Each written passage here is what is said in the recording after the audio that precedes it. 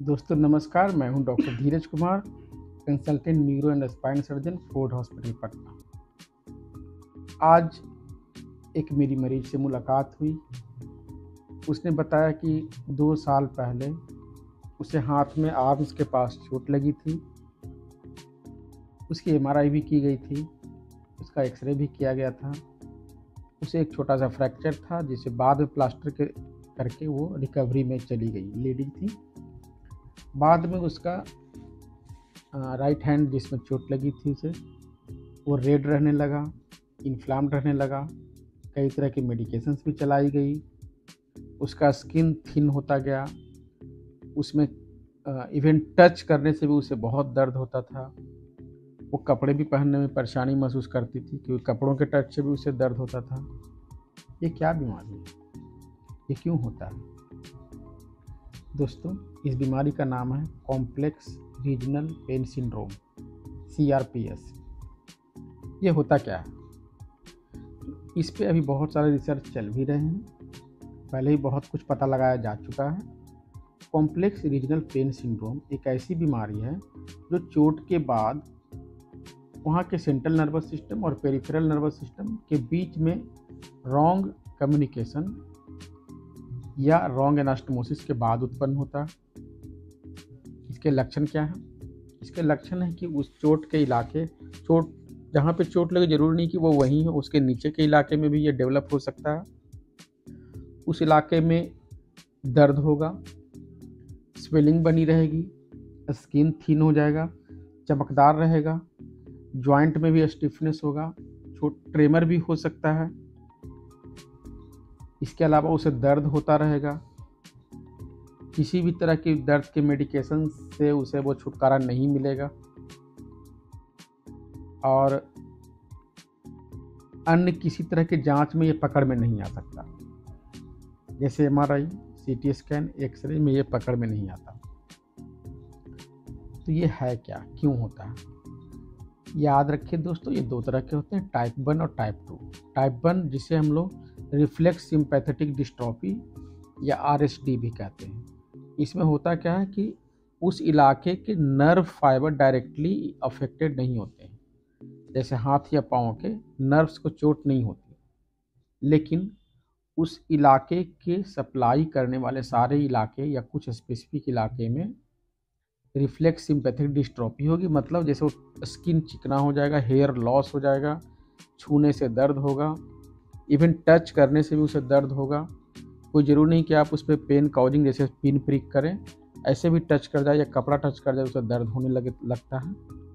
इसलिए इसे reflex sympathetic dystrophy भी कहते हैं। 90% कॉम्प्लेक्स रीजनल पेन सिंड्रोम इसी तरह के होते हैं। एक अन्य वेराइटी है जिसे बोलते हैं टाइप 2। तो इसमें होता क्या है कि नर्व को कहीं ना कहीं किसी रास्ते में डायरेक्ट इंजुरी भी होती है, चाहे वो बहुत माइनर ही क्यों ना हो, लेकिन वो इंजुरी होती है और उस नर्व को सप्लाई, नर्व के द्वारा इलाके में सप्लाई किए जाने वाले एक विशेष इलाके को ही प्रभावित करते हैं। तो ये किस तरह के चोट में होता है? तो ये माइनर चोट या मेजर चोट दोनों में हो सकता है। यदि किसी इलाके में सर्जरी की गई हो तो उसके बाद के इलाके में उसके डिस्टली भी ये उत्पन्न हो सकता है। कभी कभार हार्ट अटैक वाले मरीजों में भी इस तरह का पाया जाता है। किसी मरीज में यदि वो सिंपली एड़ियों का स्प्रेन हो गया हो, एंकल का स्प्रेन हो गया हो, उसमें भी ये CRPS या कॉम्प्लेक्स रीजनल पेन सिंड्रोम होता है। ये मरीज आते कैसे प्रेजेंट करते हैं? तो बहुत ही तेज दर्द रहता है उन्हें। उसकी मसल्स वहाँ के वेस्टिंग हो जाती है, मतलब वो लॉस हो जाते हैं मसल्स।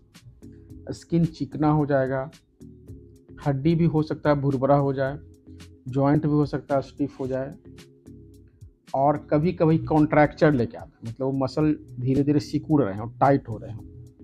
ये दोनों लेके जनरली प्रेजेंट करते हैं। तो ये CRPS जो है, इसका अभी तक चूँकि पूर्ण रूप से अभी तक कारण पता नहीं लगाया जा सका है, इसलिए हम लोग क्या सावधानी करें कि ये CRPS या complex regional pain syndrome develop ना हो चोट के बाद। याद रखें, विटामिन C का एप्रोप्रिएट मात्रा में सेवन करना है। खास के चोट वाली, यदि पैर या हाथ में चोट लगी हो तो आपको vitamin C for a long time लगभग कम से कम 1 मंथ तक आपको लेना चाहिए, यदि कोई और कॉन्ट्राइंडिकेशन ना हो तो।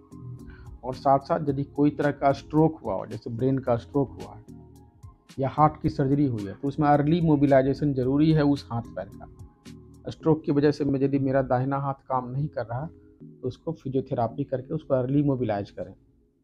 मरीज को मोटिवेट करें कि वो जितना मूवमेंट पॉसिबल है उतना आप करते रहें।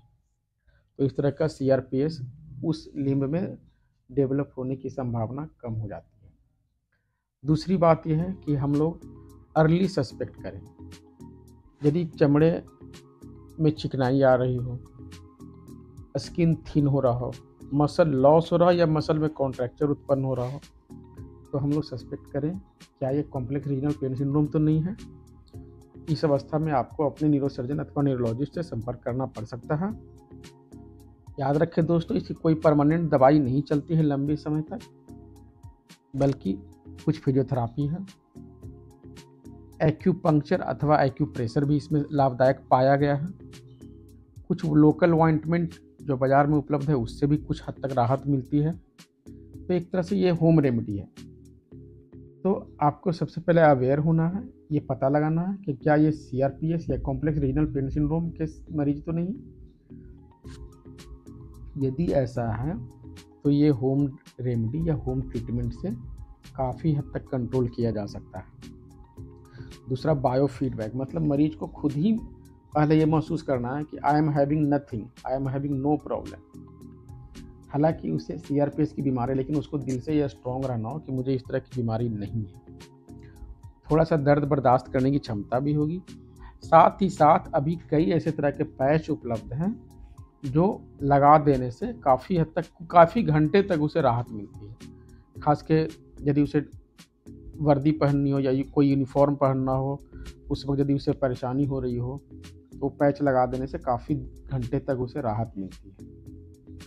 तो दोस्तों, इस तरह के अवेयरनेस के बाद CRPS के मरीज लाभ उठा सकते हैं। ज़रूरत है कि आप समय पे इस चीज़ के लिए अवेयर हों और सही समय पे ट्रीटमेंट शुरू करें। धन्यवाद दोस्तों।